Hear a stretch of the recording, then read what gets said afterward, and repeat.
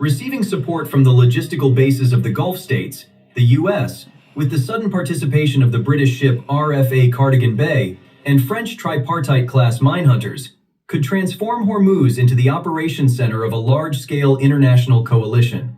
With the arrival of NATO's standing mine countermeasures groups and Italian Gaeta-class ships to this apocalyptic scene, an uninterrupted air and sea patrol ring, also supported by cyber operations, might be completed. Hello, it's Ian. Do you think that's right? That the British and the French are going to send down their naval forces to back up Trump to open the straits of Hormuz? Play the beginning and we'll talk about it in a second.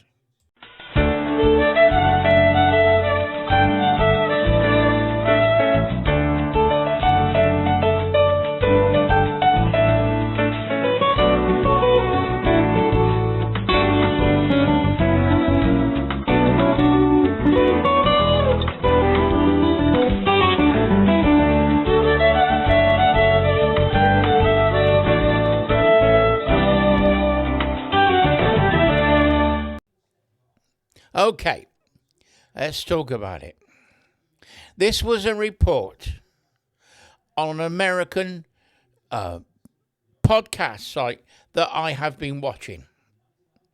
And he's normally got things right.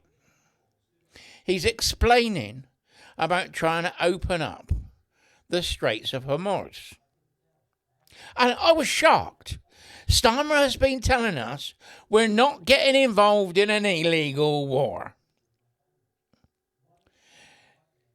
So he didn't send our ships. Then he was going to send our ships. Then he wasn't going to allow the Americans to use our bases to attack Iran. And then he did allow them. It's all part of Starmer's deception. He wants to get elected. He wants the Muslim vote. Therefore, he won't admit that he's helping Trump. He hates Trump anyway, and he doesn't want to help him anyway. That helps. But he's obviously lying. He's obviously telling Borges. We had a minesweeper in the area 2 days before the Americans attacked Iran. Starmer moved it out of the way, obviously knew what was going to happen. Now, this podcast says that the British and the French are going to go down and help open up the straits. Well, we haven't been told that on the BBC, have we? They haven't said a word. Our ship that was going down to Cyprus has gone into docks because the water system isn't working. You can't make this stuff up, I tell you.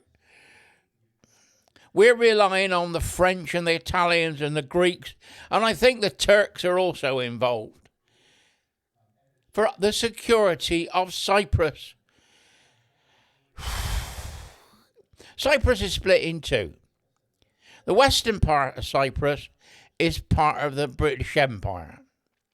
Well, the British Commonwealth, I should say. The eastern part is Turkey, because Turkey invaded Cyprus and they drew a line down and they had half each, basically.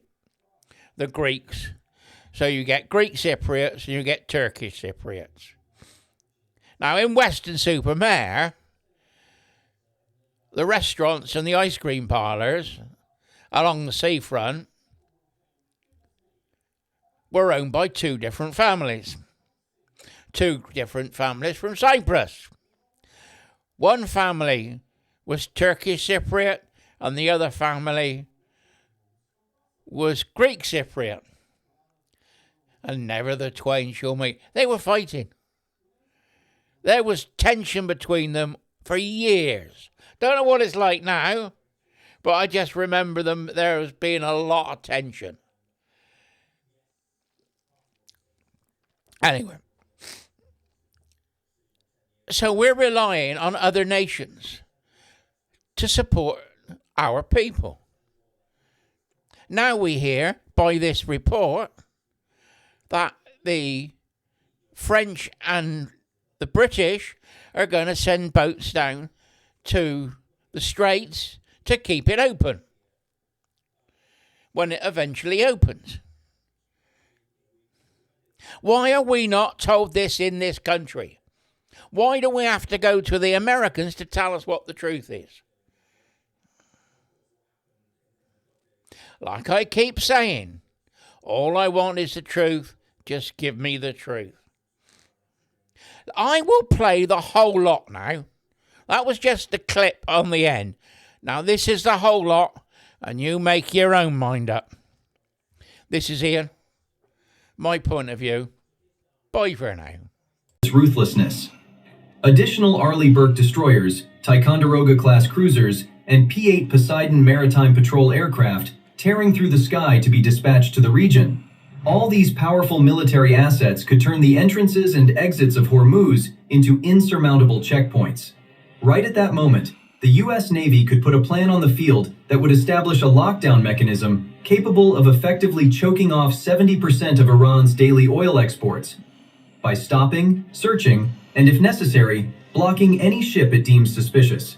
If things get even darker on the chessboard of the Middle East, and by May, Iran completely violates the ceasefire and continues its attacks, Washington will not shoulder this massive burden alone.